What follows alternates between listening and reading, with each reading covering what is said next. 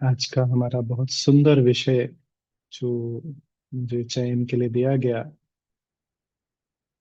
सूक्ष्म और स्थूल कर्म। जब हम ज्ञान में नहीं थे तब भी अध्यात्म की कुछ न कुछ पढ़ाई, कुछ न कुछ बातें पढ़ना, सुनना, कुछ धारणाएं करना, इसका शौक था। स्पिरिचुअलिटी की स्टडी भी करते थे और भी जो पंथ हैं उनके बारे में जानते भी थे। दुनिया में साइंस से भी जुड़े हुए थे, साइंस से रिलेटेड स्टडीज भी करते थे। आध्यात्म और साइंस दोनों में इंटरेस्ट होने के कारण दोनों क्षेत्रों की स्टडी करने का काफी इच्छा रहती थी। परंतु एक जो कड़ी आध्यात्म और साइंस को बहुत गहराई से जोड़ती है, जिसका ज्ञान अगर मनुष्य को है, समझ अगर मनुष्य को है, तो उसका जीवन बहुत श्रेष्ठ बन जाता है। वो है कर्मों का ज्ञान। हालांकि दुनिया के हर अध्यात्म में कर्मों का ज्ञान दिया जाता है। ऐसा कोई भी अध्यात्म इस दुनिया में नहीं है जहां कर्मों का ज्ञान ना हो। परंतु परम पिता परमात्मा शिव बाबा ने यहाँ पर आकर, धरती पर आकर जो श्रेष्ठ ज्ञान दिया, उसमें सबसे बड़े जो रहस्य उन्होंने खोले उनमें से एक था स्थूल एवं सूक्ष्म कर्म, आत्माएं जो करती हैं। अगर हम हमारे जीवन के अंदर बाबा की शिक्षाओं को गहराई से धारण करना चाहते हैं, जो बाबा रोज बोलता है कि लक्ष्मी नारायण बनना है हमें। अभी आप कमेंट्री भी करवा रहे थे, मम्मा का मास चल रहा है। और अगर हम हमारे जीवन में मम्मा की शिक्षाओं को धारण करना चाहते हैं तो एक एक विषय, अध्यात्म का ये जो विषय है, स्थूल एवं सूक्ष्म कर्म, ये हमें बहुत बहुत आगे लेके जा सकते हैं अगर हम इनको गहराई से स्टडी करें और प्रैक्टिकल रूप में जीवन में धारण करें। अगर आप कर्मों की गुह्य गति की बात करें तो स्थूल कर्मों में मोटे मोटे रूप से हम जानते हैं किसी को दुख ना देना, चोरी नहीं करना, निंदा नहीं करना, चुगली नहीं करना, जेलसी नहीं रखना, किसी की चीज को यूज नहीं करना, आदि आदि बहुत सारी ऐसी बातें हैं जिनका ज्ञान हम पहले से भी रखते हैं। किसी को हिंसा नहीं करना। अगर आप दुनिया के धर्मों को गहराई से समझेंगे तो स्थूल कर्मों और भावनाओं के ऊपर आधारित एक एक भावना के ऊपर एक एक रिलीजन बना हुआ है। अहिंसा के ऊपर जैनिज्म बना हुआ है, त्याग के ऊपर बौद्ध बौद्ध धर्म बना हुआ है, प्रेम के ऊपर क्रिश्चियनिटी बना हुआ है। परंतु आत्मा, परमात्मा और सृष्टि चक्र, इन तीन अथॉरिटीज की कंप्लीट नॉलेज हमको मिलती है कर्मों की गुह्य गति के अंदर। आत्मा कर्म करती है, परमात्मा करावनहार है, और जैसा कर्म हम करते हैं वैसा हमें फल मिलता है। यही सृष्टि चक्र है, ये साधारण भाषा में अगर हम बोले तो। परंतु इसके अंदर इतनी गहराई है, इतनी गहराई है कि हम सोच भी नहीं सकते। पहले अगर हम स्थूल कर्मों की बात करें तो कर्मों की गुह्य गति ये एक ऐसा विषय है जो अध्यात्म को साइंटिफिक बनाता है। मैं आपको इसका एक एग्जांपल देता हूँ और कुछ अनुभव भी आपसे शेयर करूंगा ताकि ये विषय आपके जीवन में काम में आए। कुछ आईएएस यहाँ मधुबन में आए थे। उन्होंने काफी अच्छे से सब कुछ देखा, एडमिनिस्ट्रेटर विंग की सेवाएं उन्होंने ली। पूरा का पूरा उन्होंने राजयोग का कोर्स भी किया। करने के बाद जब वापस जाने लगे तो मुझसे मिलने के लिए आए, और बहुत अच्छे लर्नेड पर्सन्स थे। और पूरा राजयोग का कोर्स करके वापस आए ऊपर ज्ञान सरोवर से। उन्होंने मुझे आके कहा कि सौरभ भाई, कोई एक पॉइंट ऐसा बताइए जिसके कारण मैं कह सकूं कि मैं आत्मा हूं, शरीर नहीं। मैं मानने को तैयार नहीं हूं कि मैं आत्मा हूं, शरीर नहीं। It was a challenge. और मैंने उनसे ये बोला, आप साइंस में बिलीव करते हैं? कहते हैं हाँ। तो मैं क्या, ये बताइए कि कर्मों की गुह्य गति क्या है। एक बच्चा फुटपाथ पे पैदा होता है, एक बच्चा अमीर के घर पैदा होता है। रीजन, तो कर्मों की गुह्य गति अगर हम मोटे मोटे रूप से सुन समझ लें तो हमारा आध्यात्मिक साइंटिफिक हो जाता है, लॉजिकल हो जाता है। ये बहुत अच्छी समझने की चीज है, ये सिर्फ हवा में बोलने की चीज नहीं है। कर्मों की गुह्य गति, अगर आप यज्ञ के अंदर बाबा की शिक्षाओं को गहराई से देखेंगे तो बाबा की शिक्षाओं में कर्मों की गुह्य गति के बहुत छोटे छोटे एस्पेक्ट, बट बहुत इंपॉर्टेंट एस्पेक्ट्स आते हैं। कर्मों की गुह्य गति में बाबा ने सबसे पहली चीज जो हमें बताई है वो है पवित्र रहना। वैसे बहुत सारी चीजें हैं, बहुत सारी शिक्षाएं हैं जो आप जानते हैं, परंतु पवित्रता कर्मों की गुह्य गति का वो सूत्र है। क्योंकि बाबा ने कल की मुरली में भी आप सबने सुना होगा, मैं बीच बीच में से मुरलीज रेफर भी करूंगा, हो सके तो आप प्रश्नों का उत्तर भी दीजिएगा। कल की मुरली में बाबा ने जीवन में सुख शांति का आधार किसको बताया? पवित्रता को। आप में से कोई भी ये बता सकता है कि जीवन में सुख शांति का आधार पवित्रता कैसे, कैसे? अगर कोई बोलना चाहे तो हैंड रेज करके बोल सकते। रेनू जी बोलिए। ओम शांति भाई जी। पवित्रता को हम ऐसे मान सकते हैं कि पवित्रता का मतलब सबसे पहले हमारी वृत्ति ही शुद्ध हो जाती है दूसरों के प्रति। और दूसरों के प्रति होने से पहले हमारी स्वयं में जो है ना सब शुभ कामनाएं और शुभ भावनाएं होते हैं। तो जब वो वृत्ति हमारी पवित्र हो जाएगी तो हमें जो पवित्रता जो है वो अपने आप ही शांति और सुख का अनुभव कराएगी, क्योंकि वो हमारे से होकर दूसरों तक पहुंच रही है। ओम शांति। बहुत अच्छा, कोई एक और बताए। मीना जी। ओम शांति भाई जी। पवित्रता अर्थात क्या? पवित्रता हमारी सुख शांति की जननी तो है, लेकिन कैसे? जब हमारी दृष्टि वृत्ति तो पवित्र हो ही जाती है, लेकिन साथ में हम जब पवित्रता धारण करते हैं तो वो हमारे चेहरे चलन से भी दर्शाती है कि वो हमारे चेहरे में चमक आती है, वो सत्यता रहती है हमारी वाणी में, हमारे मधुर बोलों में, हमारे मीठे बोलने से। तो जब चेहरे से और चलन से हम उनको प्रत्यक्ष कर पाते हैं, जब हम धारणाओं को अंदर तक उतारते हैं, उसे कहेंगे पवित्रता। तो बहुत अच्छा, पवित्रता। ओम शांति। बोलिए। तो अगर हम बिल्कुल साधारण और सिंपल भाषा में अगर हम पवित्रता को डिफाइन करना चाहें तो पवित्रता का अर्थ होता है सेल्फ डिपेंडेंस। जब आत्मा अपने अंदर की सुख शांति को क्रिएट करने के लिए किसी भी एक्सटर्नल चीज पर, बाहरी चीज, भले वो शरीर है, भले वो स्वाद है, भले वो पदार्थ है, भले वो परिस्थितियां हैं, जब हम किसी भी चीज पर आधारित नहीं है, उस स्थिति को पवित्रता कहा गया है। अब आप इसको फिजिकल पवित्रता कहें, इसको स्वच्छता कहें, इसको क्लीनलीनेस कहें, इसको ऑनेस्टी कहें, इसको प्योरिटी कहें, परंतु जीवन के अंदर अगर हमें कर्मों की गुह्य गति को समझना है तो सबसे पहली चीज हमें ये समझनी है कि कर्मों की गुह्य गति को जानने के लिए हमें हमारे अंदर पवित्रता धारण करनी अति आवश्यक है। हमारे जीवन में बहुत सारी परिस्थितियां आती हैं, उन परिस्थितियों में हम कई बार समझ नहीं पाते हैं कि ये परिस्थितियां हमारे जीवन में क्यों आई। मैं आपको एक अपना अनुभव सुनाता हूँ, छोटा सा, शायद शायद कभी सुनाया हो पहले। एक बहुत छोटा सा अनुभव है, बट बहुत ही ज्यादा काम में आने वाला अनुभव है। मैं मैं रात को बाबा को गुड नाइट करके सोते हैं, हम सभी सोते हैं, मैं भी सोता हूँ। तो जब हम ज्ञान में आए नए नए, तो बाबा ने बहुत सुंदर शिक्षाएं दी थी जिनको अपने जीवन में धारण करना शुरू किया। और उसमें एक बहुत अच्छी चीज मेरे जीवन में धारण हुई, वो ये थी कि किसी भी बात पर निर्णय बाबा से पूछे बिना नहीं लेना है। मैंने एक धारणा बना ली थी कि मैं किसी भी बात के बारे में अपने जीवन में तब तक डिसीजन नहीं लूंगा जब तक मैं उससे बाबा से ना पूछ लूं। तो मैं ज्ञान में आया। मैं चंडीगढ़ में जॉब करता था, मेरे नेटिव से करीब 300 साढ़े 300 किलोमीटर दूर है।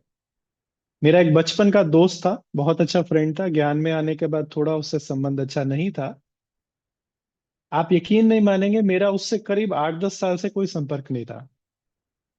कोई संपर्क नहीं था मेरा उनसे। एक दिन रात को मैं योग कर रहा हूं और उसका फोन आता है, और वो भाई मुझे ये कहते हैं कि कल सुबह मेरे नेटिव प्लेस में उसकी शादी है, और अगर आप नहीं आए तो देख लेना। बहुत नाराजगी से मुझे कहता है कि अगर आप कल को वहां नहीं आए तो देख लेना। रात का समय है, मैं उनसे 400 किलोमीटर दूर बैठा हूँ। नेक्स्ट डे मॉर्निंग उसकी शादी है। मेरा नेक्स्ट डे वर्किंग, ऑफिस का वर्किंग है, और मैं बहुत बिजी भी हूँ। ऐसी परिस्थिति में आप क्या करेंगे? आपका निर्णय क्या होगा? कोई भी बताए।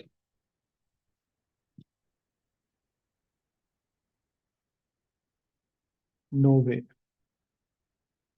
कोई भी बता सकते हैं, लिखा मैंने पढ़ा, कह रहे कि नहीं जाएंगे। I am not going. Very good. Kavita ji बताइए। कविता जी बता सकते हैं, अनम्यूट करके बताइए। ओम शांति। उन्होंने, उनका इतना प्यार था हमसे, तो उन्होंने पहले बताना चाहिए था ना।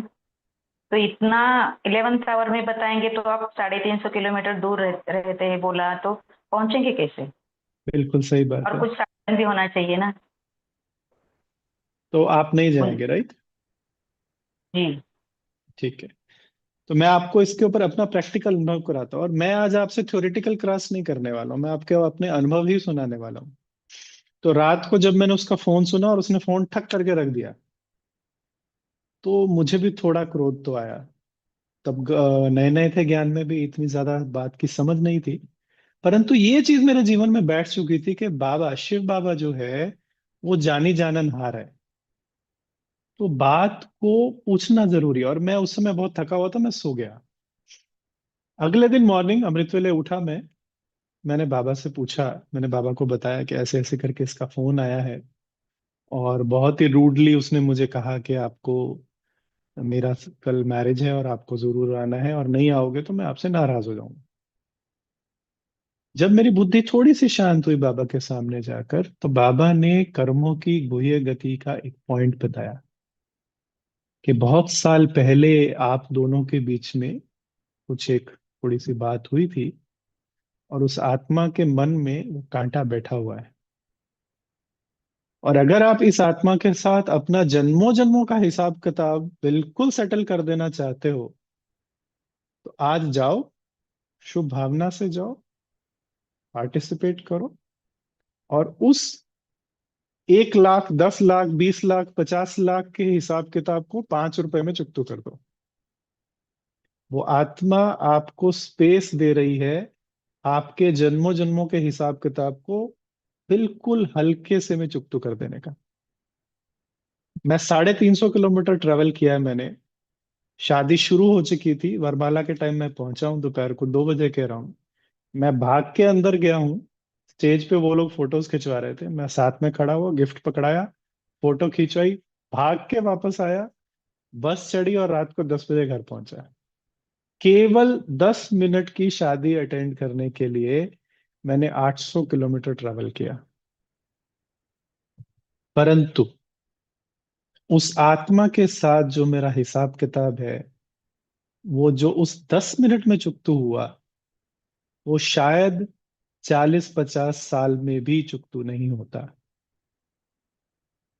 शिव बाबा कर्मों की जो गुह्य गति सिखाते हैं, अगर हमें उन्हें गहराई से समझना है, गहराई से सीखना है, तो हमें आध्यात्मिक मार्ग में बहुत सीरियस होना होगा। पढ़ाई जिसको बाबा मुरली में कहते हैं, आज भी बाबा ने बोला। मैं आपको एक दो अनुभव अपने पर्सनल बता के इस बात के ऊपर लेके जाऊंगा। लौकिक में मेरे लौकिक पिताजी को फिजिकल कुछ प्रॉब्लम थी, हैंडीकैप था, कुछ और भी प्रॉब्लम्स थे उनको।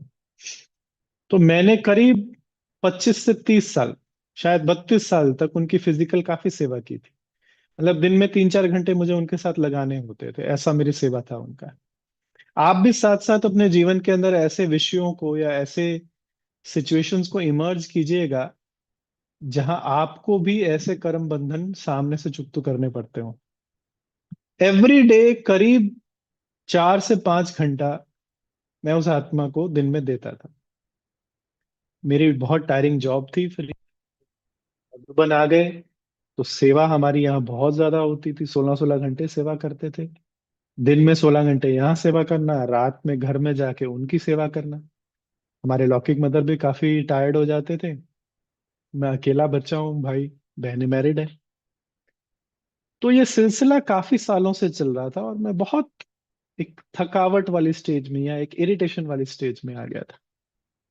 तो एक दिन रात को मैं बाबा के साथ रू रिहान कर रहा था और शरीर में भयंकर दर्द मेरे, और बहुत नींद इकट्ठी हो रखी और बहुत सारी सिचुएशंस का फेस कर रहा था मैं। तो मैंने थोड़ा सा इरिटेट होके बाबा को बोला कि बाबा ये कब तक चलेगा। मेरी स्थिति उस दिन वैसे ठीक थी, परंतु बाबा को बोला कि बाबा ये कब तक चलेगा। और बाबा ने मुझे सामने से कहा, बेटा आप कब तक चलाना चाहते हो। मैं हैरान हो गया। मैंने कहा मैं क्यों चलाना चाहता हूँ, मैं क्यों चलाना चाहूंगा, मैं तो इस चीज को बर्दाश्त कर रहा हूँ कितने सालों से। बाबा ने कहा नहीं, तुम्हारे जीवन की हर परिस्थिति तुम्हारी रचना है। अगर तुम्हारे जीवन की कोई परिस्थिति इतने सालों से तुम्हारे साथ चल रही है, इसका अर्थ ही यही है कि तुम उसकी सस्टेनेंस कर रहे हो, तुम उसकी पालना कर रहे हो, तुम उसको अपने जीवन में कायम रख रहे हो। परिस्थितियां आना गलत नहीं है, परिस्थितियों को चलाना, लंबा खींचना, वो तुम्हारी गलती है। तो मैं बहुत सीरियस हो गया। मैंने बाबा से उस दिन अच्छे से योग किया। जब मेरी बुद्धि शांत हुई तो मैंने बाबा को कहा कि इस परिस्थिति से पार जाने के लिए मुझे क्या करना है। 32 साल जिस आत्मा की मैंने सेवा की थी, 32 साल, उस समय मैंने बैठ के बाबा से 3 बातें सीखी, 3 बातें केवल। वो आत्मा जो भी कर्म करे, मुझे उसे बुद्धि में बिठाना नहीं है, समाना नहीं है। उसकी कमी कमजोरियों को मुझे नोटिस नहीं करना है, दूसरों को सुनाना नहीं। और तीसरा, कुछ भी हो जाए सुखी रहना है। कुछ भी हो जाए मुझे सुखी रहना है। कमियों को याद नहीं रखना, मन में समाना नहीं है, सुखी रहना।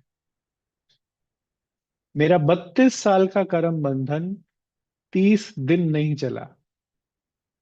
With in 30 days I was free from this huge कर्म बंधन। केवल हम अपनी मनसा के अंदर दूसरी आत्माओं के कर्मों को रिपीट कर कर, उसके बारे में इमोशंस क्रिएट कर कर, उसके बारे में चिंतन कर कर, उसके बारे में डिस्कशंस कर कर, सूक्ष्म में सारा दिन विकर्म करते रहते हैं। और फिर हम दूसरों को कहते हैं कि मेरे कर्म फूटे हुए हैं, मेरे जीवन में दुख बहुत है, मेरे जीवन में तकलीफें बहुत है, मेरे जीवन में प्रॉब्लम्स बहुत है। हमारे आसपास की हर परिस्थिति हमारे पास्ट के कर्मों का हिसाब किताब जरूर है, परंतु उस परिस्थिति को फ्यूचर में और प्रेजेंट में मेंटेन रखने के लिए जिम्मेवार हम खुद हैं। और हमें इस बात को बहुत गहराई से समझना है कि किस प्रकार से हम हमारे जीवन के अंदर हर प्रकार की परिस्थिति को निकाल सकते हैं, कर्मों की गुह्य गति की समझ के आधार पर।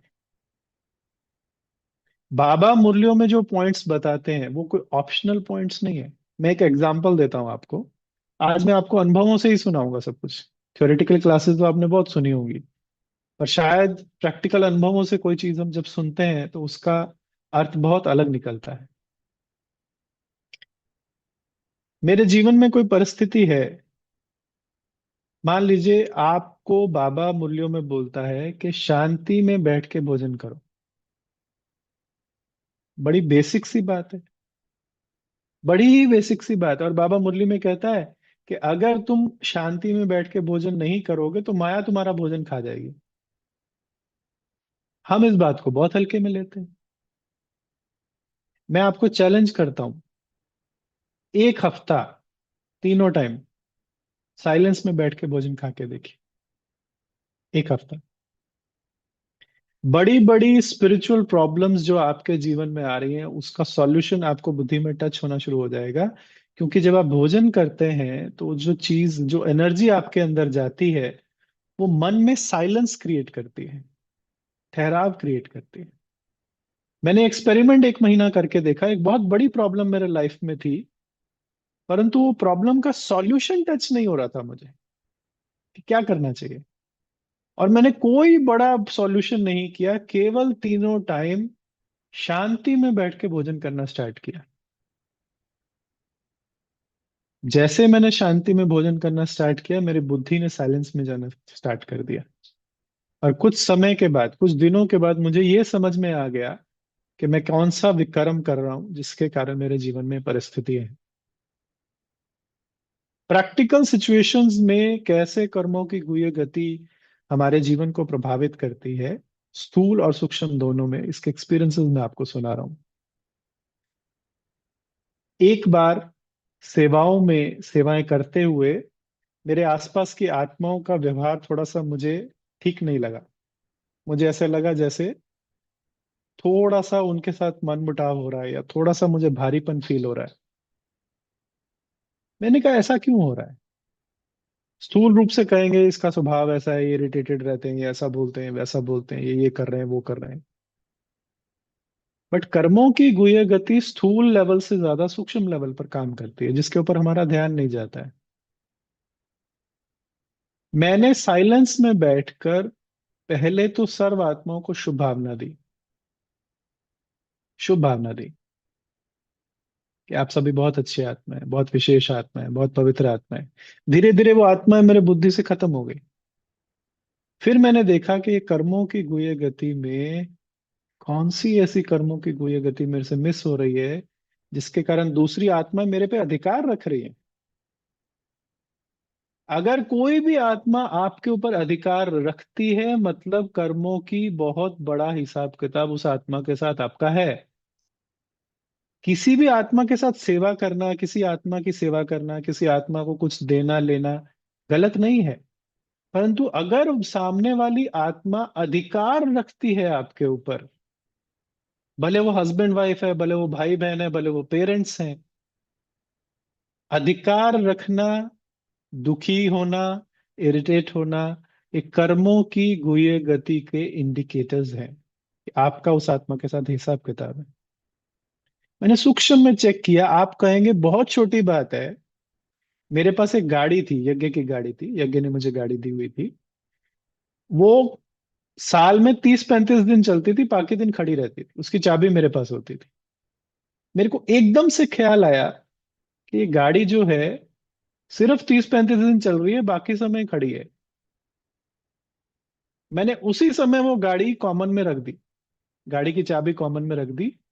मैंने सभी भाइयों को बोल दिया कि जिसको भी गाड़ी यूज करनी हो वो यूज करें। हमारे निमित्त को थोड़ा अच्छा भी नहीं लगा, उन्होंने मुझे कहा क्यों सौरभ भाई आप ऐसा क्यों कर रहे हो, कोई बात नहीं आप यूज कीजिए। मैंने कहा मैं यूज करूंगा, जब मुझे जरूरत होगी तो मैं लेके जाऊंगा, जब दूसरों को जरूरत होगी दूसरे लेके जाएं। आप यकीन नहीं मानेंगे, विद इन 2 और 3 डेज मेरी बुद्धि हल्की हो गई एकदम। स्थूल और सूक्ष्म जो भी हमारे आसपास चीजें हैं, छोटी से छोटी वेस्टेज कर्मों की गुह्य गति में जमा होती है। अगर हम स्थूल चीजों की या दूसरों के संकल्पों की वेस्टेज करवाने के निमित्त बनते हैं, तो हमारे जीवन में बड़ी बड़ी परिस्थितियां बनती हैं। हम सोचते हैं कि सामने वाला इरिटेटेड है, इसका स्वभाव ही ऐसा है। परंतु सूक्ष्म में जाइए, सूक्ष्म में जाएंगे तो आपको समझ में आएगा कि बहुत छोटी छोटी बातों की वेस्टेज हमारे जीवन के बहुत बड़े बड़े कर्म बंधन क्रिएट करती है। एग्जाम्पल से मेरे ख्याल से आपको ये बात समझ में आ रही होगी। मैं एक एग्जाम्पल और दे देता हूं आपको। मैं यहाँ पे मधुबन आया था 2010 में। 2012 में मुझे पीस विलेज अमेरिका से एक यूथ प्रोग्राम के लिए इनविटेशन भेजा गया कि आप वहाँ आइए पीस विलेज में, और आप यूथ के कुछ प्रोग्राम में पार्टिसिपेट कीजिए, लेक्चर्स दीजिए। मुझे बहुत खुशी हुई। तो मैंने उस प्रोग्राम के इनविटेशन को प्रोसेस करने के लिए किसी के पास भेजा कि ये प्रोसेसिंग कर दीजिए और फिर मुझे जाना है। अब मैं सारी डिटेल आपसे नहीं शेयर कर पाऊंगा, बट कुछ ऐसा हुआ, किसी ने कुछ डिसऑनेस्ट कर्म किया और वो मेरा प्रोग्राम कैंसिल हो गया किसी के कारण।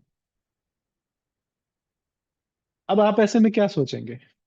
चलिए आप ही से पूछते हैं, आपकी मनसा क्या होगी, आपके थॉट प्रोसेस क्या होगा? तो once in a life time जैसा ऑफर है आपके पास कि आपको पीस विलेज में 10 दिन के लिए बुलाया गया है, बहुत अच्छी सेवा है, आपने बड़े ऑनेस्ट भाव से प्रोसेसिंग करने के लिए दिया और किसी ने गड़बड़ की और आपका वो चांस खत्म हो गया।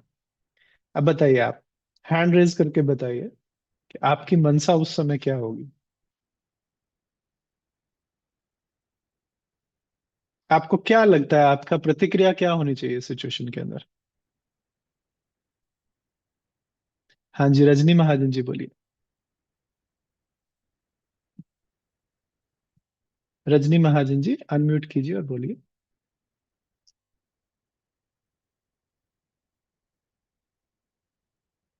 अनम्यूट कीजिए, आप म्यूटेड है।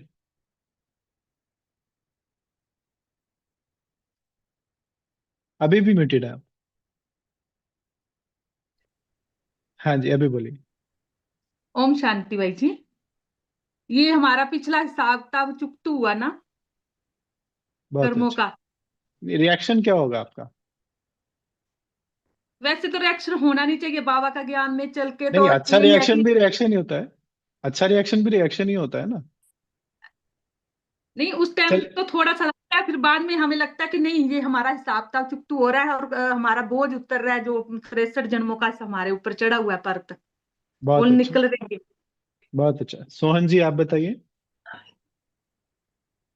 अनम्यूट करके, आप म्यूटेड है। अच्छा, हम तो कहेंगे कि ये ड्रामा है। बहुत अच्छा। वीना जी आप बताइए, मीना गोवानी जी। आप थोड़ा बुद्धि में ये रखिएगा कि ये ऐसा मौका है जो जीवन में एक ही बार आता है शायद, और वो भी कभी आए नहीं आए। जी। ओम शांति भाई जी।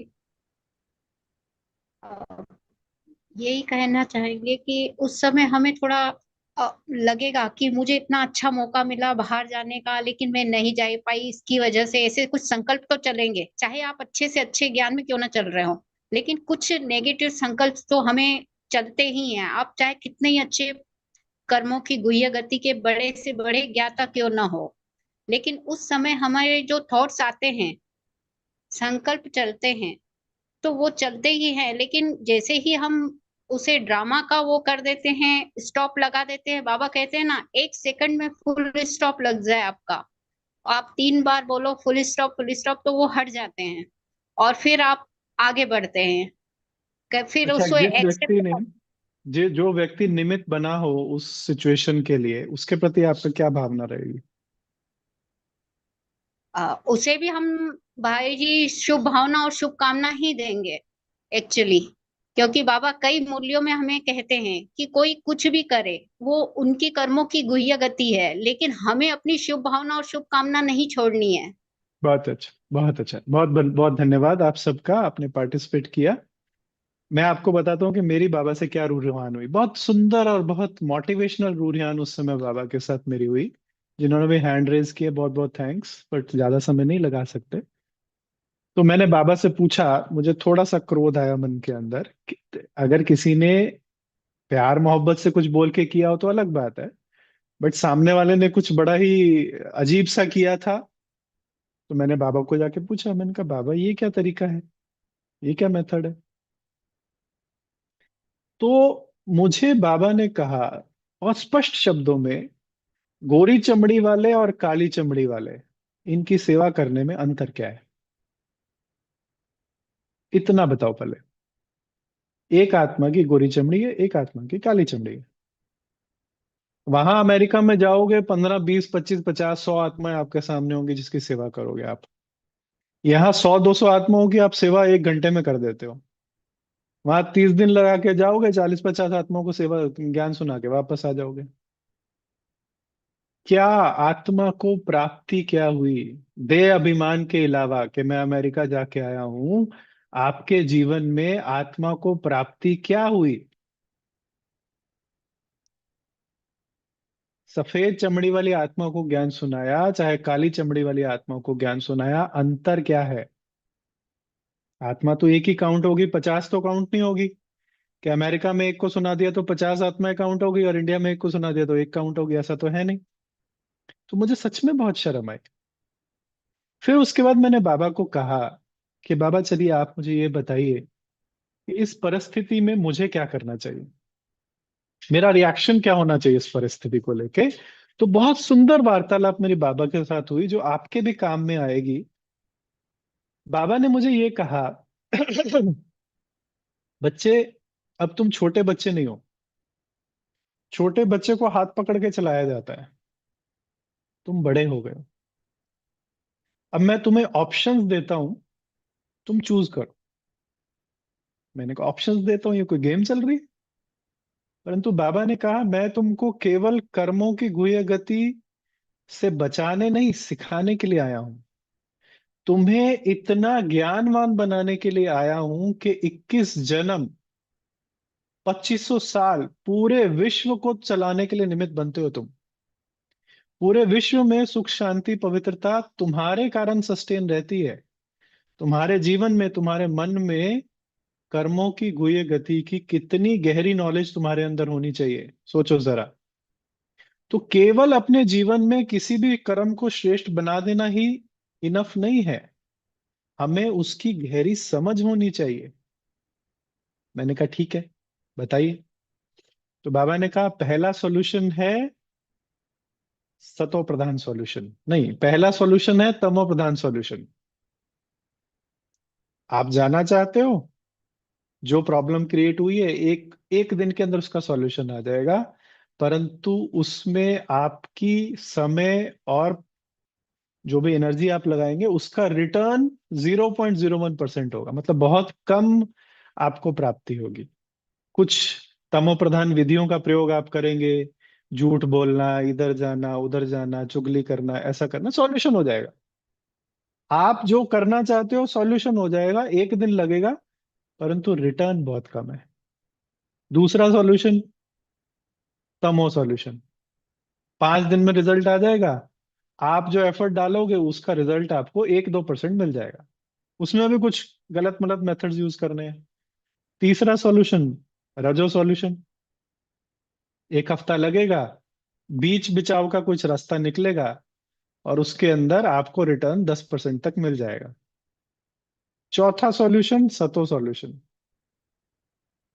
1 महीना लगेगा, 1.5 महीना लगेगा, 2 महीना रखेगा। शुभ भावना रखनी होगी, आत्मा के प्रति आत्मिक भाव रखना होगा। सॉल्यूशन निकलने की संभावना और अवधि ज्यादा है, परंतु रिटर्न आपको 100% मिलेगा। मैंने कहा अच्छा, पांचवा, सतो प्रधान सॉल्यूशन, 6 महीना, 1 साल, 2 साल, 3 साल, समय की कोई अवधि नहीं है। तपस्या करनी है, आत्मिक भाव रखना है, और दूसरी आत्मा के कल्याण के लिए ना सिर्फ सोचना परंतु कर्म करने हैं। उस आत्मा के साथ रोज व्यवहार में आना है, परंतु व्यवहार में आते हुए उस आत्मा को हर स्टेप पर कुछ ना कुछ लाभ पहुंचाना है। समय लगेगा, एफर्ट भी लगेगा, परंतु रिटर्न पदम गुना है। बताइए कौन सा सॉल्यूशन करना है? मेरे सामने तो मेन्यू रख दिया गया पूरा का पूरा। मैंने पूछा बाबा से, मैंने कहा आपकी क्या राय है? बाबा कहता बाबा तो सतो प्रधान बनाने आया है, बाबा तो बच्चों को तमो तमो सचो इधर उधर जाने ही नहीं देना चाहता। तो हम हमारे जीवन के अंदर केवल कर्मों की गुह्य गति के आधार पर नहीं चल सकते, हमें उनको गहराई से समझना और इम्प्लीमेंट करना है। मान लीजिए हम कहीं हमारी लौकिक सेवाओं के लिए जाते हैं, हम कहते हैं झूठ बोलना पड़ता है, ठगी करनी पड़ती है, घूस देनी पड़ती है, ऐसा करना पड़ता है, वैसा करना पड़ता है। हम तमो प्रधान सॉल्यूशंस को एक्सेप्ट कर लेते हैं, हमें लगता है हमें करना पड़ता है, परंतु हमारा नुकसान हो रहा है। ये हमारा नुकसान हो रहा है।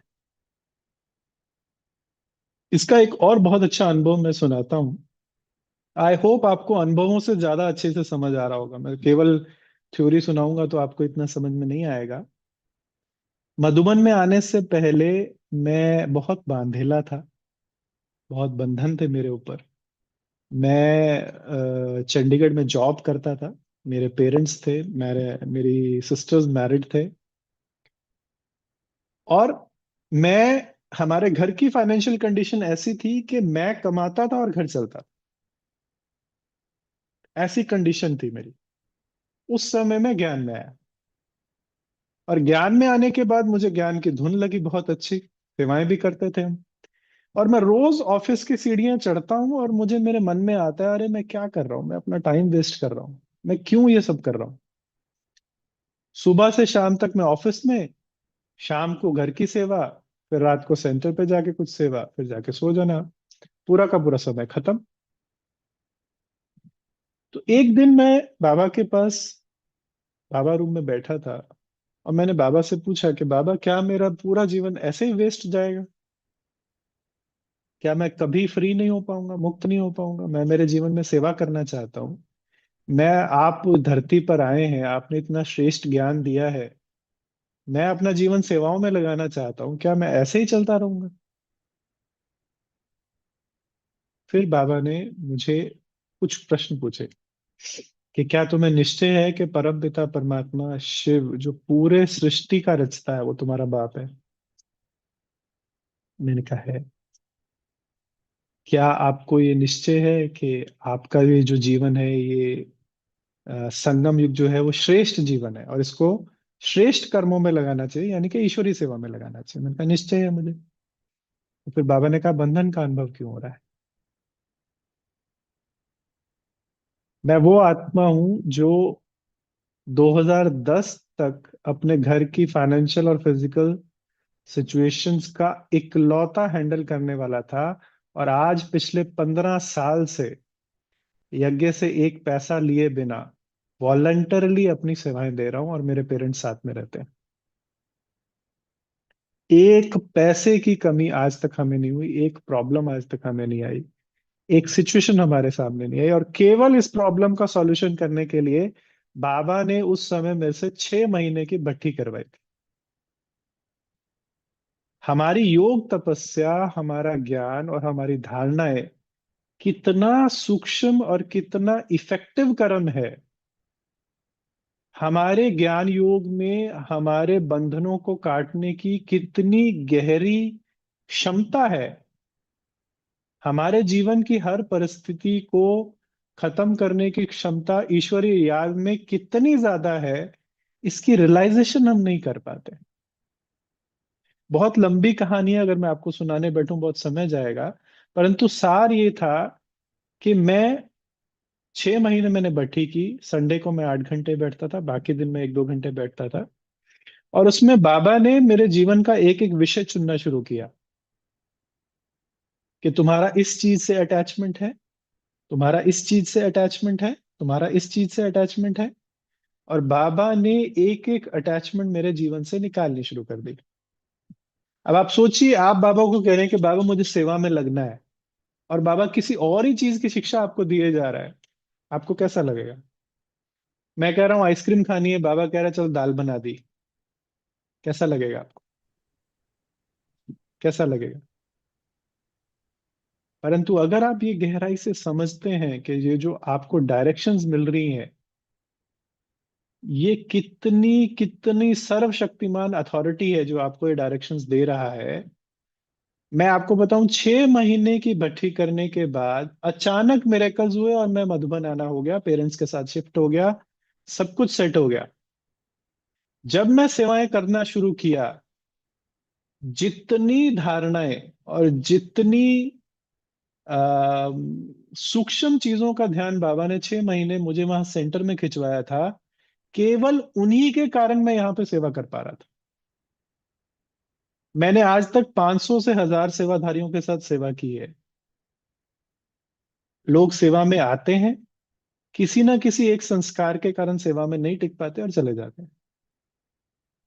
मेरे को इतना ज्यादा अंदर से बाबा के लिए ग्रेटफुलनेस फील हुई, वहां पे सेवा कर रहा हूँ, कोई परिस्थिति आएगी और मेरे को ये अनुभव होता था कि इस परिस्थिति की ट्रेनिंग बाबा मुझे वहां 6 महीने में देके बैठा हुआ है।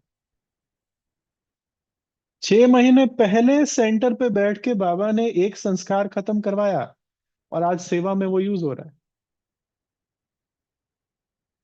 बिल्कुल कोई सोच समझ नहीं है, जिस टेक्नोलॉजी के लिए मैं पढ़ाई कर रहा हूँ कोई लेना देना नहीं है।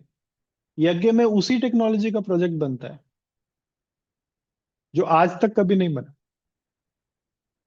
परमात्मा कितना गहराई से आपका साथ दे रहा है, अगर आप ये समझें, अपने जीवन के अंदर समझें, तो आपका दिल गदगद हो जाए। कहने के लिए पिता नहीं है वो, केवल कहने के लिए माता पिता नहीं है, वो आपके जीवन के हर पक्ष के अंदर इंक्लूडेड है। आपके जीवन के हर पक्ष के कर्मों की गुह्य गति आपको समझाने के लिए अवेलेबल है।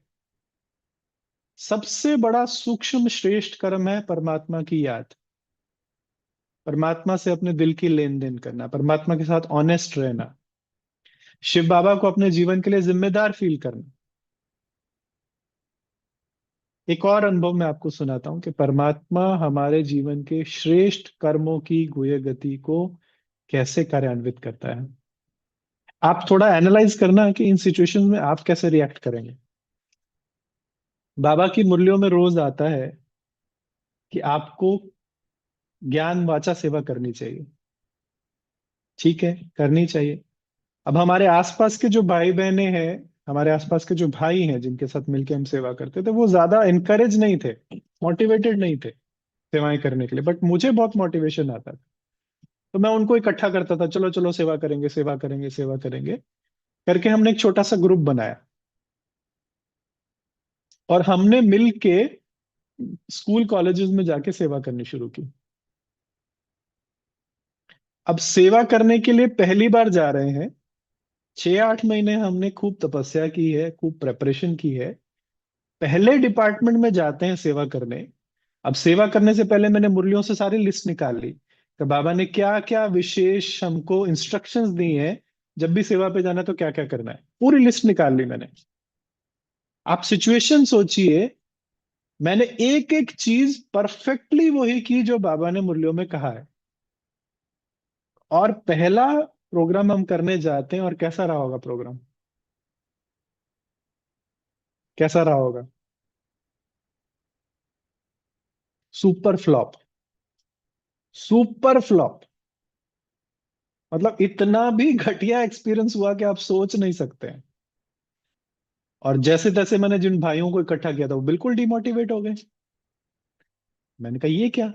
जैसे तैसे हम सेंटर पे पहुंचे, हमारे मुंह लटके हुए, हम लोग बड़े हताश निराश थे। तो बाकी भाई तो खा भोजन करने बैठे, मैं बाबा के रूम में गया। और बाबा के रूम में जाके मैंने बाबा से पूछा कि मुझे बताइए मैंने क्या गलती की। एक एक चीज जो आप मुरली में कहते हो, to the point as it is, जैसा आप बोलते हो वैसा ही मैंने किया है, मेरी गलती बताओ। बाबा ने क्या शिक्षा दी होगी उस समय। मेरी आंखें भर आई जो शिक्षा मुझे उस दिन मिली। बाबा ने मुझे कहा, बच्चे तुमने तो अभी सेवा शुरू की है, सेवा तो तुम्हें अभी करनी है। सुबह का जो प्रोग्राम था, क्योंकि सुबह हम प्रोग्राम करके आए थे, सुबह का जो प्रोग्राम था वो तुमने किया, शाम को जो प्रोग्राम होगा वो मैं करूंगा। शाम को प्रोग्राम जो है जाओ सेवा करो, मैं करूंगा। मैंने कहा अच्छा। बिल्कुल मोटिवेशन नहीं, हमारे साथ वाले भी सब एकदम गिरे हुए, किसी की कोई इच्छा नहीं, जैसे तैसे पकड़ के इकट्ठा करके, क्योंकि प्रोग्राम लिया हुआ था। हम शाम को पहुंचे और शाम वाला प्रोग्राम और भी डिफिकल्ट क्राउड था, परंतु वही व्यक्ति, वही मैं, वही हमारी प्रेजेंटेशन, वही टॉपिक, सब कुछ वही का वही। परंतु जो लोग सुनने आए थे वो वाह वाह वाह वाह कर रहे हैं, कुर्सियों से उछल रहे हैं, नाच रहे हैं, डांस कर रहे हैं, तालियां बजा रहे हैं, पता ही नहीं क्या क्या कुछ हो रहा है। उस स्कूल के प्रिंसिपल ने स्पेशली आके हमको अच्छा खासा कैश प्राइज दिया। एक कमरा उसने उस स्कूल के अंदर परमानेंटली ऑफर किया कि यहाँ आप मेडिटेशन रूम बनाइए, हम आपको परमानेंट रूम ऑफर करते हैं, यहाँ आप सबको मेडिटेशन सिखाइए। और मेरा दिमाग घूम गया। जैसे तैसे करके वापस आया। कर्मों की गुह्य गति को समझिएगा, बाबा की शिक्षाओं की गुह्य गति को समझिएगा। मैं बाबा के सामने जाके बैठा। मैंने बाबा से पूछा, बाबा पहले तो थैंक्स, प्रोग्राम आपने अच्छा कराया।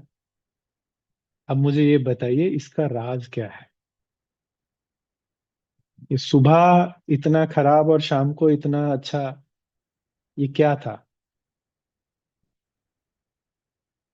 बाबा ने कहा, मैं मुरलियों में कहता हूं कि मैंने तुमको अडॉप्ट किया है। मैं तुम्हें लक्ष्मी नारायण बनाने आया हूं। मैं तुम्हें स्वर्ग का मालिक बनाने आया हूं। मैं तुम्हारे भूत, प्रेजेंट और भविष्य तीनों को जानता हूं। आज तुम्हारे मन में यह बात क्लियर है कि परमात्मा करावनहार है। आज तुम टिक लगा के जाते हो, तुम ये स्मृति रखते हो कि परमात्मा करावनहार है।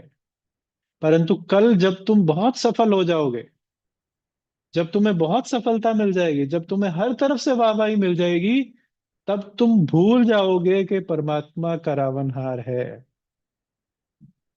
और तब भी एक बात जो तुम्हें याद करवाएगी कि परमात्मा करावनहार है, वो आज का अनुभव।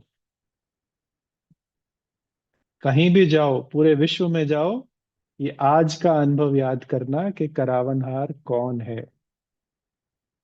ये तुम्हें सारी जिंदगी याद करवाएगा कि करावनहार कौन है। आप सोचिए, मैं तो आज की सोच के सेवा कर रहा हूं, परंतु शिव बाबा मेरे 10 साल बाद के संस्कारों की फिक्र कर रहा है। और मेरे 10 साल बाद के संस्कारों की फिक्र करके उसकी नींव आज डाल रहा है।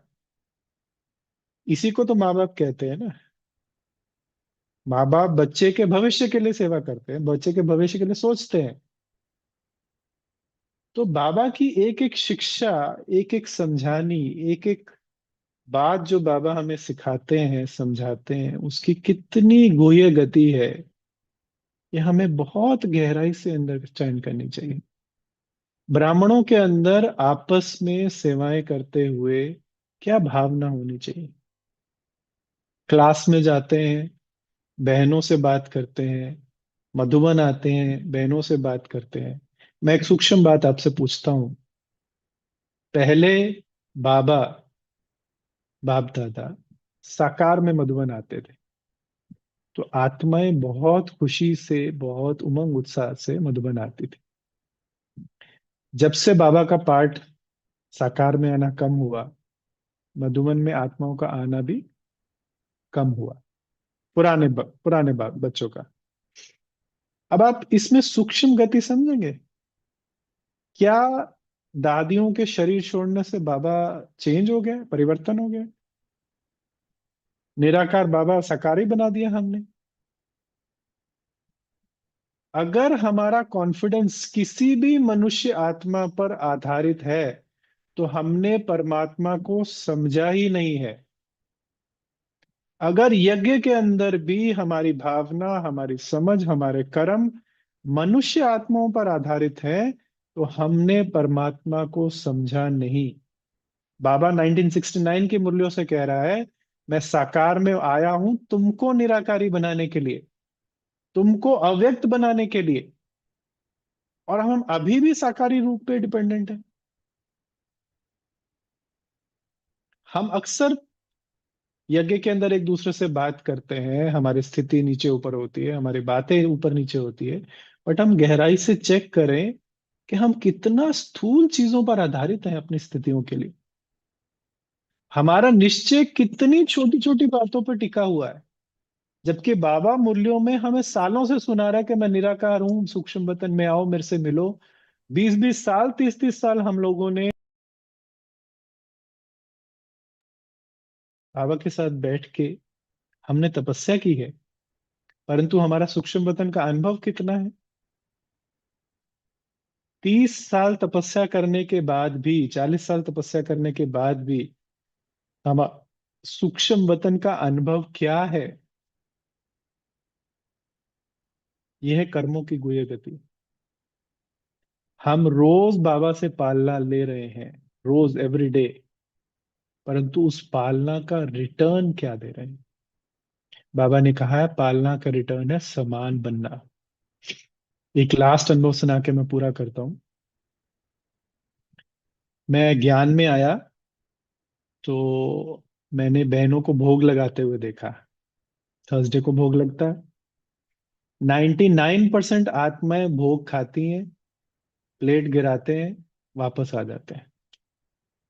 आप मम्मा का विशेष मास शुरू हुआ है, आपने मम्मा के बारे में सुना होगा कि पहली बार मम्मा जब बाबा के घर आई तो बाबा ने भंडारा रखा था, मतलब सबको बाबा भोजन खिला रहा था।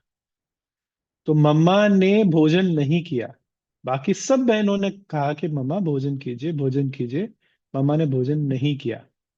बाद में दादियों ने मम्मा से पूछा, मम्मा आपने भोजन क्यों नहीं किया? मम्मा ने कहा, कौन सी सेवा की है जो तुम भोजन खाने के अधिकारी हो? ये मम्मा का ज्ञान में आने से पहले की धारणा। ज्ञान में आई, सेवा किया, फिर भोजन करना है। चलो ये एक अलग बात है, फिजिकल सेवा एक अलग बात है। परंतु कोई टीचर हमें बैठ के पढ़ा रहा है, हमारे साथ मेहनत कर रहा है, हमें सिखा रहा है, ये हमारे पे बोझ चढ़ता है। मैं आपको सूक्ष्म गति बताता हूँ कर्मों की। मैं क्लास में आया पहली बार थर्सडे के दिन, बहनें बैठी, भोग लगाया, गीत पूरा हुआ, वाइट लाइट हो गई, उन्होंने भोग डिस्ट्रीब्यूट किया, सबने खाया, खा के चले गए। अब मैं नया स्टूडेंट था, मैंने कहा भाई ये क्या हुआ था? कहते भोग लगाया था। मैंने कहा होता क्या है? कहते भोग लगाते हैं, सूक्ष्म वतन में जाते हैं, भोग लगाते हैं, आ जाते हैं। मैं क्या, मैं कैसे मान लूं? जिस चीज का अनुभव मैंने नहीं किया मैं कैसे मान लूं? अगर एक टीचर मेरे सामने बैठ के किसी विषय पर मुझे पढ़ा रहा है और मेरा ध्यान नहीं है, मेरा ध्यान नहीं है, मैं उसको ग्रहण नहीं कर रहा हूं, तो मुझ पे बोझ चढ़ रहा है। मैंने नेक्स्ट डे हमारी टीचर से पूछा, दीदी कल भोग लगा था, मुझे कुछ समझ में नहीं आया। उन्होंने कहा उसके लिए अव्यक्त स्थिति की जरूरत होती है। मैं क्या, आप बताइए मुझे अव्यक्त स्थिति कैसे बनानी है। मैं मुश्किल से 4 या 5 दिन का बच्चा रहा हूंगा बाबा का। उसके बाद मैंने 3 महीने तक एवरी वेनसडे राइट नाइट को सोने से पहले 2 घंटा योग किया। थर्सडे मॉर्निंग में 2 बजे उठता था, 2 से 5 बजे तक योग करता था, साइलेंस में रहता था पूरा। और 5 से 6 में सेंटर पर आके योग करता था, 6 बजे हमारा भोग लगता था। 3 महीने के अंदर मेरी इतनी अच्छी अव्यक्त स्थिति बनी कि मुझे सूक्ष्म वतन का पर्सनली अनुभव होना शुरू हो गया। बाबा का पर्सनल अनुभव होना शुरू हो गया, बाबा को भोग स्वीकार कराने का पर्सनल एक्सपीरियंस होना शुरू हो गया। फिर मैंने कहा हाँ, अब मैं मानता हूं कि बाबा को भोग लगा। अगर मेरे सामने, भले वो निराकार शिव पिता है, भले वो साकार में टीचर्स हैं, भले वो हमारे साथ वाले स्टूडेंट्स हैं, अगर वो हमारे पे मेहनत कर रहे हैं, हमको कुछ सिखा रहे हैं, और हम उसको ग्रहण नहीं करते हैं, हम उसके ऊपर मेहनत नहीं करते हैं, हम उसकी धारणा नहीं करते हैं, हम उसको गहराई से समझते नहीं है, तो ये बहुत बहुत सूक्ष्म कर्म बंधन है। और अगर हम उस चीज को एज इट इज धारण करते हैं तो हमें भी और सामने वाली आत्मा को भी उसका रिटर्न मिलता है। इसलिए हमें हमेशा हमारे जीवन में ये देखना चाहिए, सूक्ष्म में भी और स्थूल में भी, किस प्रकार से आत्माएं हमारे जीवन के अंदर अलग अलग विधि से कॉन्ट्रीब्यूशंस कर रही हैं और हम उनका रिटर्न क्या कर रहे हैं। कोई आत्मा मेरे प्रति शुभ भावना नहीं रखती है, यह है कर्मों की गुह्य गति। परंतु मैं शुभ भावना नहीं रखती हूं, ये मैंने रिटर्न नहीं दिया। मेरे आसपास की आत्माओं के कमियों को मैं याद रखती हूँ, उसको बोलती हूँ, सुनाती हूँ, किसी को उसके बारे में वर्णन करती हूँ। यह कर्मों की घोर घोर घोर पाप। किसी भी आत्मा के प्रति मन में ईर्ष्या, द्वेष, चिंतन, ये कर्मों की सूक्ष्म गुह्य गति है जो हमारी कमाई को खत्म करती है। हमारे पास ऑप्शनल सब्जेक्ट नहीं है कि हमें सबको आत्मा देखना है, हमें भोजन बाबा की याद में खाना है, हमें आत्माओं के प्रति शुभ भावना रखना है। नहीं, बाबा ने हमें अपना बच्चा बनाया, ये ऑप्शनल नहीं, मैंडेटरी सब्जेक्ट है। हम चाहकर भी किसी के प्रति मन में द्वेष की भावना नहीं रख सकते हैं, क्योंकि हम अ, जो कल्प वृक्ष है उसकी जड़ों में जाकर बैठ गए हैं। कल्प वृक्ष की जड़ों में बैठने के कारण हमारा हर संकल्प पूरे विश्व तक पहुंच रहा है। बाबा कहता है अज्ञान काल में एक भूल का एक पाप होता है, पर ज्ञान काल में, ज्ञान में आने के बाद एक भूल का 100 गुना दंड है। ऑप्शनल नहीं है कि मैं किसी के बारे में अच्छा सोचूं या बुरा सोचूं। ऑप्शनल नहीं है आत्मिक भाव से चलूं या नहीं चलूं। ब्राह्मण बनने के बाद बाबा की हर शिक्षा हमारे लिए मैंडेटरी है। और जब हम इस गुह्य गति को सूक्ष्म रूप से स्वीकार करते हैं, अपने जीवन के अंदर धारण करते हैं, तो हमें उड़ती कला का अनुभव होता है, बाबा के साथ का अनुभव होता है, बाबा के सहयोग का अनुभव होता है, और हमें हमारे अंदर बहुत तेज प्रोग्रेस का अनुभव होता है। तो समय तो कम था, कम नहीं कहेंगे, परंतु मैंने कोशिश की कि आपको ज्यादा थ्योरी ना बताऊं, क्योंकि ब्राह्मण थ्योरियां जानते हैं, सब अच्छी तरह से जानते हैं, इसलिए ब्राह्मणों को थ्योरी बताने की ज्यादा जरूरत नहीं होती है। परंतु अनुभवों के आधार पे मैंने कोशिश किया कि आपको क्लैरिफाई हो कि सूक्ष्म और स्थूल कर्म कैसे हमारे जीवन को बहुत बहुत गहराई से प्रभावित करते हैं। अगर होस्ट ठीक समझे, एक आधा प्रश्न लेना हो तो ले सकते हैं, वरना समय हो गया है, हम बाबा की याद से पूरा करें। ओम शांति। जी भाई जी, बहुत बहुत शुक्रिया। बहुत सुंदर अनुभव युक्त क्लास। और अगर किसी ने कुछ और जानना है या कुछ पूछना है, जी सरितबेन अनम्यूट कीजिए। टर्न बाय टर्न पूछ सकते हैं। ओम शांति भाई जी। भाई जी, आप बाबा से इतना गहरा संबंध आपका, बहुत अच्छा लगा। हमें भी बताइए, ये आप बाबा से कैसे बातें करते हो, बाबा कैसे जवाब देते हैं, हमें ये जानना है।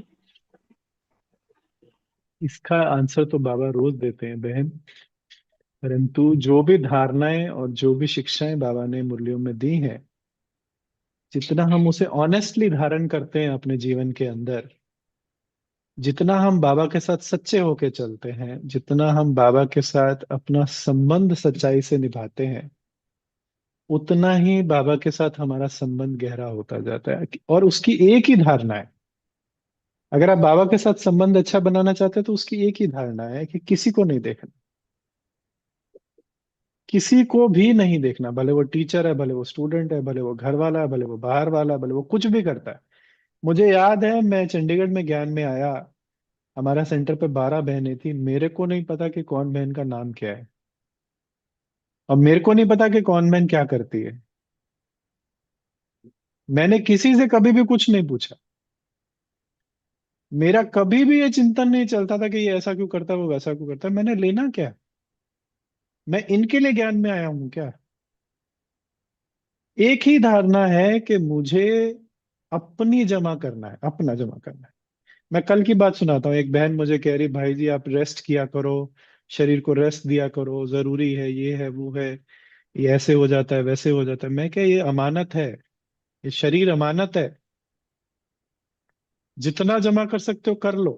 बाबा ने कहा है हड्डियां लगा दो सेवा के अंदर, और आप मुझे कह रहे हो कि बैलेंस रखना चाहिए। अब मैं आपकी मानूं या परमात्मा की मानूं। ओम शांति। जी जी ऋतुबेन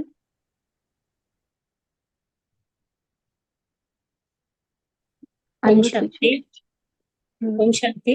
भाई जी, एक क्वेश्चन था कि आपने जैसे बताया कि कोई आत्मा अधिकार जताती है तो उसमें भी कर्मों की हुई गति है, तो उसके बिल्कुल। लिए क्या करना चाहिए अगर ऐसा कोई है, ऐसी कोई आत्मा है तो? सूक्ष्म और स्थूल में उस आत्मा से आप क्या प्राप्तियां कर रहे हैं, पहले ये चेक कीजिए। मेरे से एक कुमार, मैं एग्जांपल देता हूँ, मेरे से एक कुमार ने बोला कि मेरी सैलरी मेरे पेरेंट्स ले जाते हैं सारी, और फिर किसी बात पे अधिकार, ये वो फलाना ढिमकाना खिंचातान में बहुत सारी ये वो।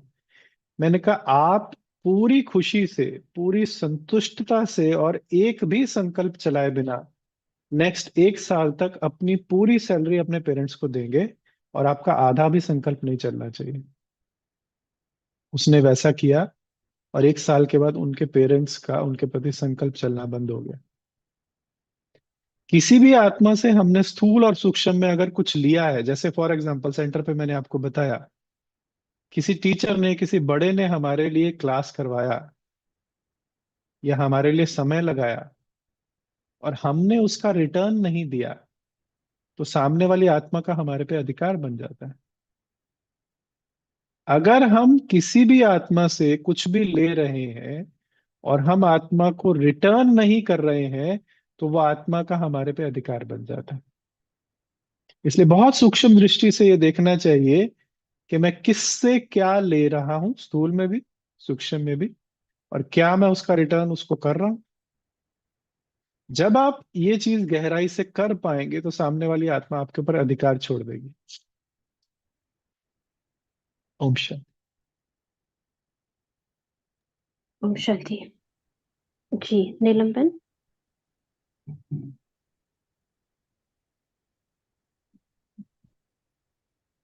ऑप्शन आ रहा है आपके पास, क्लिक कीजिए।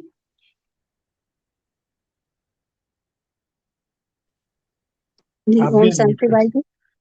जी। जैसे मेरे थोड़ा हिसाब किताब से परिवार से, लौकिक परिवार से, जैसे मैंने कहा किसी से कुछ नहीं, थोड़ी हमारी स्थिति गड़बड़ हो गई ना, बेटा और हस्बैंड रहे नहीं, तो उस टाइम हो सकता है पहले का हो, लेकिन ज्ञान के आने के बाद मैंने किसी को नहीं, लेकिन सभी मुझसे नाराज, मुझे नहीं पता किस वजह से नाराज। तो इस वजह से मुझे क्या करना चाहिए? बाबा स्पष्ट बोलता है, बाबा ने मुरली में बोला कि कोई तुम्हारे प्रति अशुभ भावना रखता है तो उसकी अशुभ भावना को अपनी बुद्धि में ना रखकर 1000 गुना शुभ भावना देते जाओ, देते जाओ, देते जाओ। गिनती मत करना।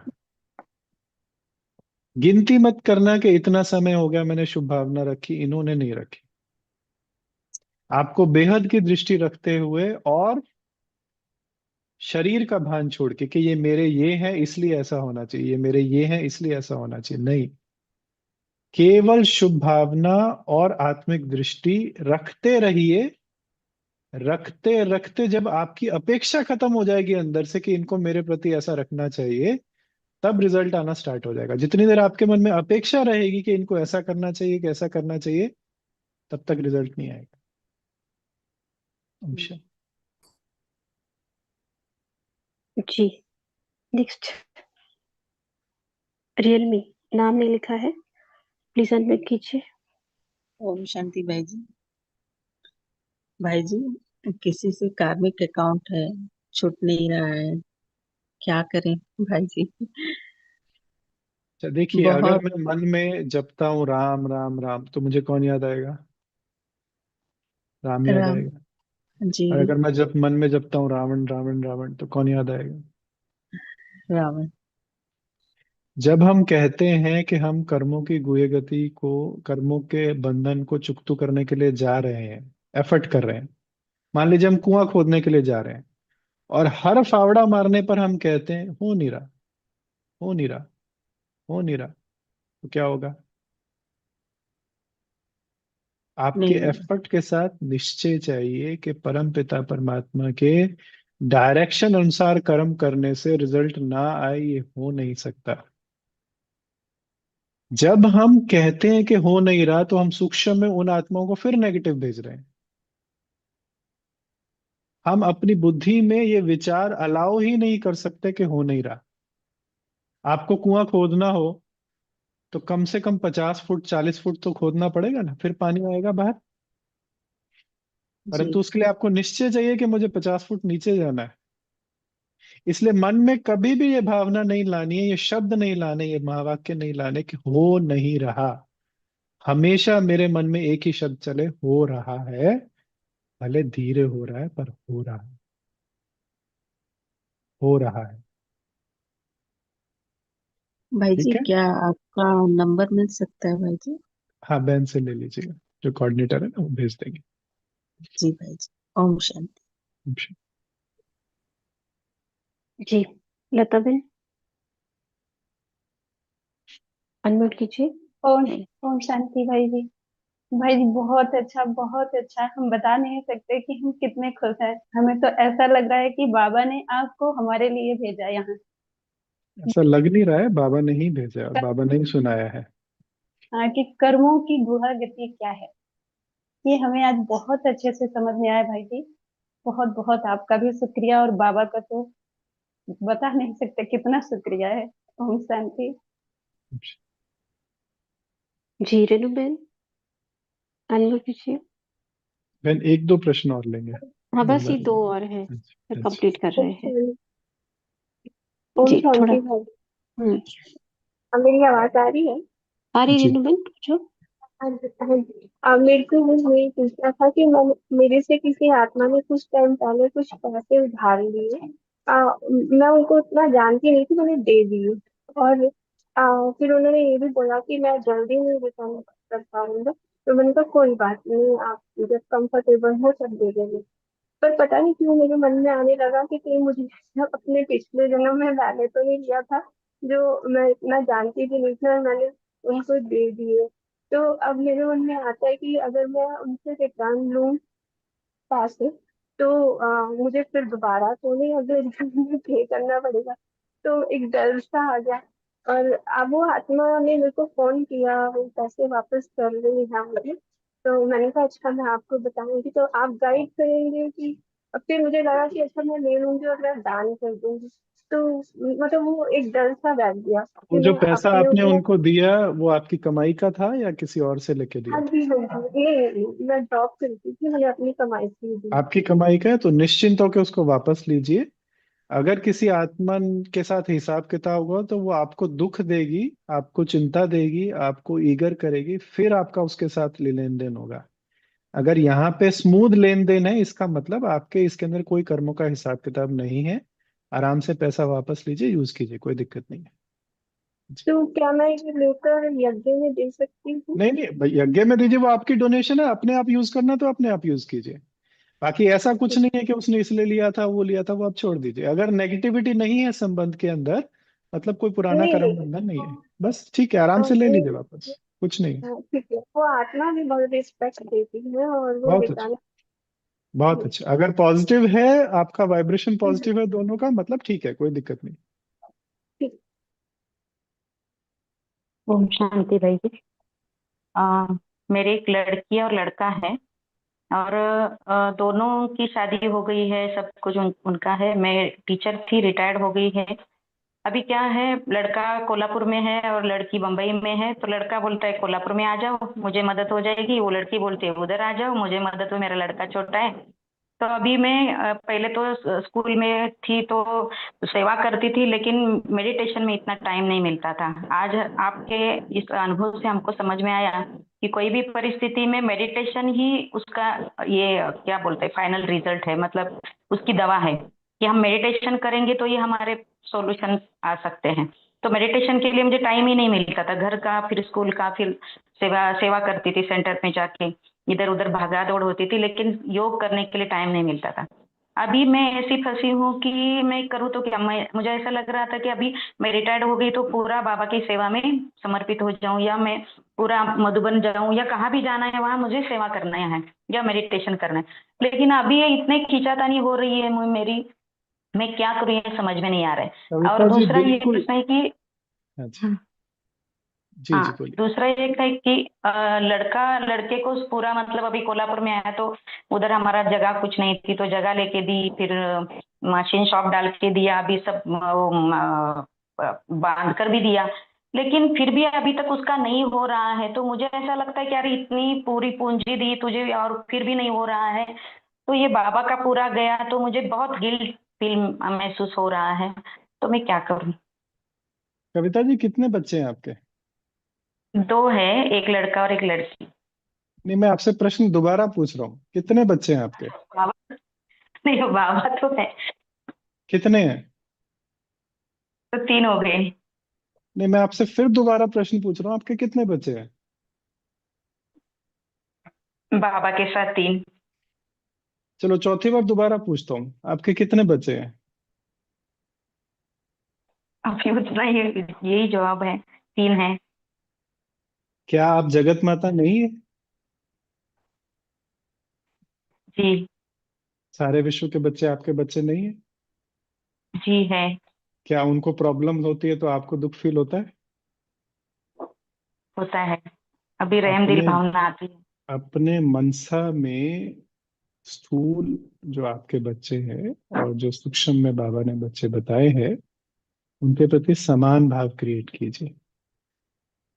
भले आपके स्थूल में बच्चे हैं जिनके प्रति आपको सेवा करना है, परंतु डिटैचमेंट के साथ। उनका जो भी कर्म है, उनका जो भी हिसाब किताब है, उसके लिए आप जिम्मेवार नहीं है। ब्रह्मा बाबा तक के एक लड़के ने शादी की, लौकिक में गया, बहुत सारा पैसा खराब किया, बट ब्रह्मा बाबा ने कभी उसके लिए चिंता की थी क्या? वो उसका कर्म है। आपको उससे डिटैच होके अपना समय और अपना श्वास और अपना धन सफल करना है। उनके कर्मों और उनके समय को आपको अपने ऊपर गिल्ट लेना और अपने ऊपर मैंडेटरी बनाना, ये आपका कर्म नहीं है। इसको अटैचमेंट कहते हैं। आप न्यारे हुई अंदर से। और फिर याद रहेगा कितने बच्चे हैं आपके? सारी सृष्टि के बच्चे। 800 करोड़ से ऊपर बच्चे हैं। सबका ध्यान रखिए, एक आधे का नहीं रखिए। जी। ठीक है तो जी। अभी जो मेरा मतलब पेंशन मिलती है तो बच्चों को नहीं देना है? देखिए, बाबा ने स्पष्ट बोला है, बेटी की जिम्मेवारी तब तक जब तक शादी नहीं हुई, और बेटे की जिम्मेवारी तब तक जब तक वो बालिग होके अपने आप को संभालने लायक नहीं हुआ। आगे उनके कर्म है, आपकी जिम्मेवारी नहीं है। आप अगर मोहवश उनके ऊपर खर्चा करेंगे, वो आपकी मर्जी है। परंतु हर आत्मा कैपेबल है अपने आप को स्टेबल करने के लिए। आपकी जिम्मेवारी उसके बाद खत्म हो जाती है।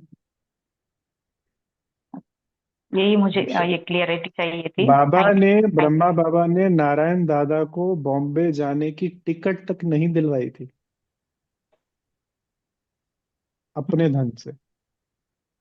जी। जी, ओम शांति। ओम शांति। जी, शांति तो जी, ये थैंक आज यू का भाई। लास्ट क्वेश्चन लेते हैं। सुजीता रॉय, अनम्यूट कीजिए। ऑप्शन आ रहा है आपके पास।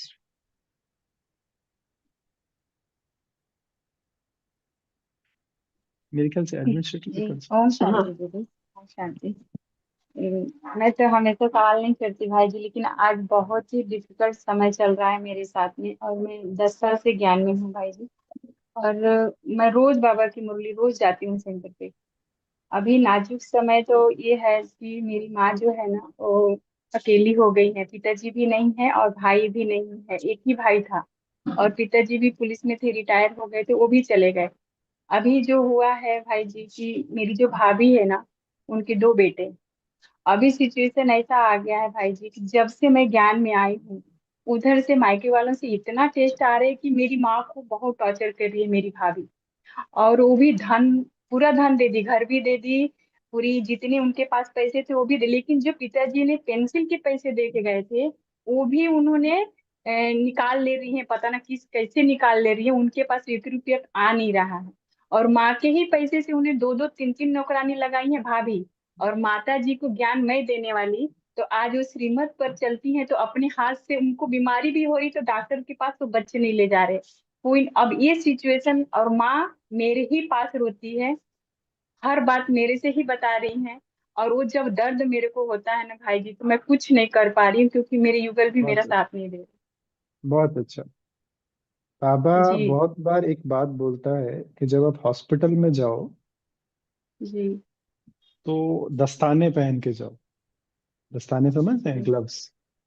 सर्जरी जी। करो तो दस्ताने पहन के जाओ।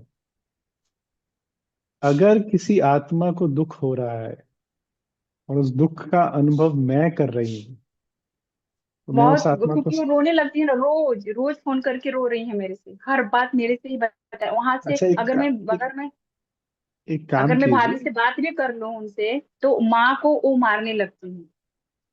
मैं समझाऊं कि रमा ऐसा मत करो, भाभी का नाम है, तो माँ को टॉर्चर करना ही है करना।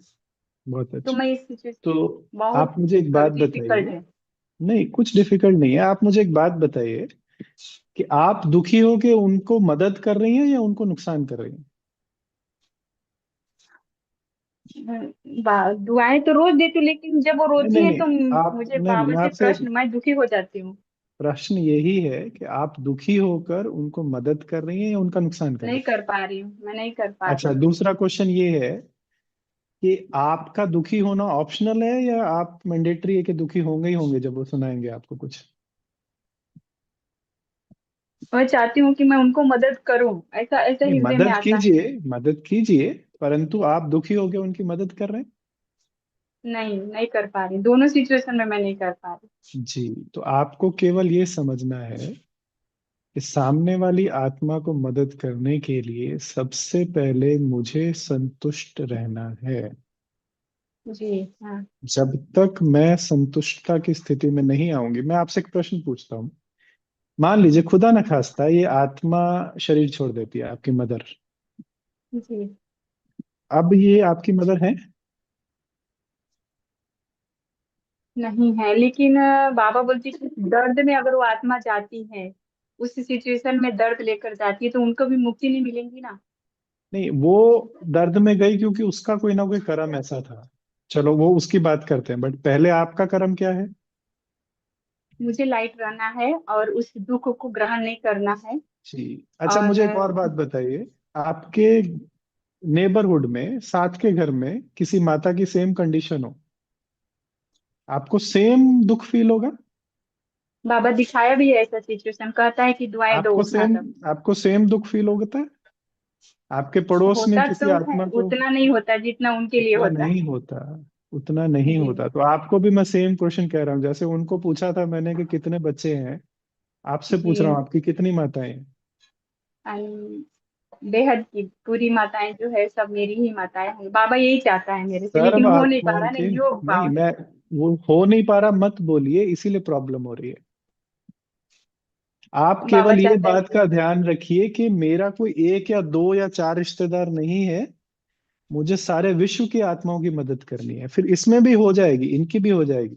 मैं आपको जो समझाने की कोशिश कर रहा हूँ, स्वमान में रहिए। जी क्या लो सम्मान स्वमान क्या में ले। रहने से, मैं विश्व की माता हूँ, मैं जी सारे विश्व का कल्याण करने वाली आत्मा हूँ। फिर आपको दूसरे आत्मा का दुख अपने ऊपर हावी नहीं होगा, और फिर आप उसको सॉल्यूशन दे पाएंगे। एक छोटा सा अनुभव जी। सुनाता हूँ आपको, कैच हो।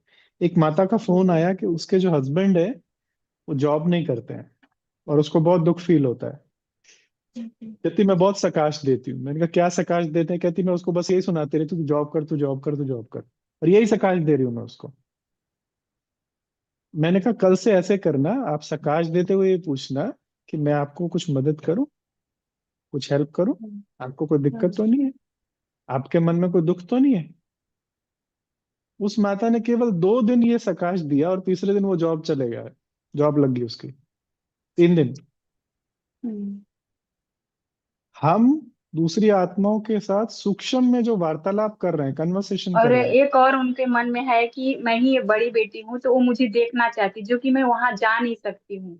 उस घर में मैं नहीं जा सकती, सिचुएशन इतना डिफिकल्ट है, तो मैं क्या करूँ। वो आ पहले नहीं रही सूक्ष्म है। पहले सूक्ष्म शरीर से जाइए, जी जाती हूँ, बाबा को करती हूँ साथ उनके लेके लिए। जाइए, बाबा को साथ लेके जी। जाइए, और दुख को पीछे छोड़ के जाइए। अच्छा ठीक आपको है। मेन अभ्यास ये करना है कि उस परिस्थिति का दुख आपको अनुभव नहीं होना चाहिए। ओके जी। जिस दिन आपको दुख अनुभव होना खत्म हो जाएगा, उस दिन उस आत्मा की प्रॉब्लम खत्म हो जाएगी। ठीक है, ओके सर, ठीक है जी। ठीक भाई। अब शांति। ओके, ओम शांति। थैंक यू, ओम शांति। थैंक यू भाई जी, सभी भरपूर हुए हैं। अभी भी एक रिक्वेस्ट आ रहा है पूजा बहन का, शायद वो भी कुछ सॉल्यूशन चाह रहे हैं, जी तो वो बोलिए। लेना है।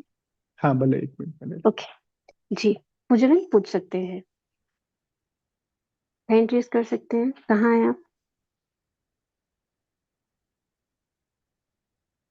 चैट बॉक्स में भी लिख सकते हैं। हाँ जी, पूजा बना। ओके जी, ऑप्शन आया है, क्लिक हाँ जी। कीजिए। हम्म, जी। ओम शांति भाई जी।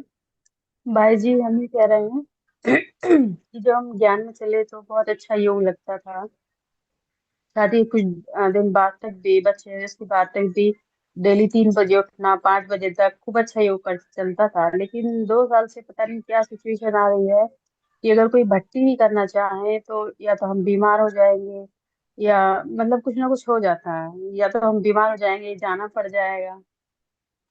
अभी हमने कल जून का प्रण लिया, प्रतिज्ञा पत्र भरा है, लेकिन कल संडे था तो युगल घर पर थे, तो हम वो 1 घंटा नहीं बैठ पाए हैं। और कल रात को ही हमारी इतनी तबीयत खराब हुई कि हम अगले दिन नहीं उठ पाए अमृत वेला, तो उसको बहुत दुख भी हो रहा है। तो भक्ति मतलब शुरू होने से पहले ही हमारी टूट गई। चलिए, आपका बहुत सुंदर प्रश्न है और ये सभी ब्राह्मणों के प्रति आंसर मैं देना चाहता हूँ।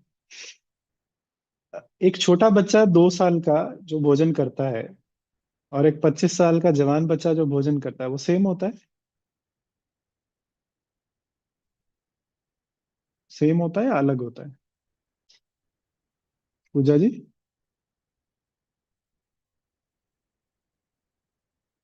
अलग होता है ना। इसी प्रकार से जो ब्राह्मण ज्ञान में नए नए आए होते हैं उनको जो सिचुएशंस आती हैं, और जो पुराने ब्राह्मण हो जाते हैं उनको जो सिचुएशंस आती हैं वो अलग होती हैं। हमें सदा अपने पुरुषार्थ को बढ़ाते हुए रहना है। मैं आपसे 2 प्रश्न पूछना चाहता हूँ। पहला प्रश्न, आपको दुख लेने का परमिशन किसने दिया? कोई छोटा बच्चा है, ज्ञान में छोटा है, वो कहे कि मैं दुखी हो जाती हूँ, वहां तो ठीक था। परंतु आप अनुभवी हैं, पुराने ज्ञानी हैं, आपको दुख लेने का परमिशन किसने दिया? बाबा कहता है ना दुख लो ना दुख दो। आपको परमिशन किसने दिया? फिर दूसरी बात, अगर आपका शरीर बीमार हो गया और आपका एक दिन का या कुछ समय का आपका भट्ठी में प्रेजेंस नहीं लगा, तो आपकी भट्ठी टूट गई? या बाबा ये कहता है कि अगर किसी कारण से एक वक्त का कोई चीज मिस हो गई तो दूसरे वक्त उसको जमा करके आगे बढ़ो, मन में निराश मत हो, हताश मत हो? भाई जी ये 2 साल से हो रहा है। मान लीजिए नहीं, कोई मैं हम वही कुछ कह रहा भी। हूँ, वो 2 साल से क्यों हो रहा है? क्योंकि आपके मन में क्यों क्या चल रही है। हम्म, अगर आप अपने मन के क्यों क्या को फुल स्टॉप लगाएंगे तो आपके जीवन की परिस्थितियों में भी फुल स्टॉप लगेगा। हमें क्यों क्या करना अलाउड है या ड्रामा के कल्याण में स्थित होने की परमिशन है? जो बाबा आप कहते हैं बाबा के ड्रामा। बड़े बच्चे हैं, आप बाबा के मेच्योर बच्चे हैं, आप बाबा के पुराने बच्चे हैं। आपके लिए अब परिस्थितियां छोटे बच्चों वाली नहीं आएंगी। अब आपके लिए पहलवान के साथ माया भी तो पहलवानों के लड़ेगी ना। तो आपको छोटे बच्चे जी रहना है कि पहलवान बनना है? पहलवान बनना है। तो बाबा की शिक्षाओं को बुद्धि में रखिए, सब कुछ ठीक हो जाएगा। और जी बिल्कुल दुख अलाउ नहीं करना है, एक चींटी मात्र भी दुख अलाउ नहीं करना है। जो समय मिलता है उसमें जितना कर सकते हो करने के बाद उसको कंपनसेट कीजिए। एक भी मिनट का पछतावा हमारे जीवन में नहीं होना चाहिए, एक भी मिनट का दुख हमारे जीवन में नहीं होना चाहिए, एक भी मिनट की हमारे अंदर ग्लानि, गिल्ट नहीं होनी चाहिए। Not allowed. बोर्ड लगा दीजिए, नॉट अलाउड। ठीक है। और एक बात याद रखिएगा, बाबा के नए नए बच्चे आपको देखकर दुख लेना सीखेंगे। आपकी ड्यूटी बनती है दूसरी आत्माओं को दुख ना लेना सिखाना। ठीक है पूजा जी? जी। बिल्कुल दुखी नहीं होंगे। थैंक यू भाई जी, थैंक यू। Thank you. ओम ओम शांति। शांति। जी, थैंक यू भाई चलिए, जी। बहुत हल्का फील हो रहा है। आज एक मिनट बहुत सी बाबा को याद आत्माओं को करते हैं। आंसर मिला है। Thank you. थैंक यू बाबा। एक मिनट बाबा को याद करते हैं। पूरा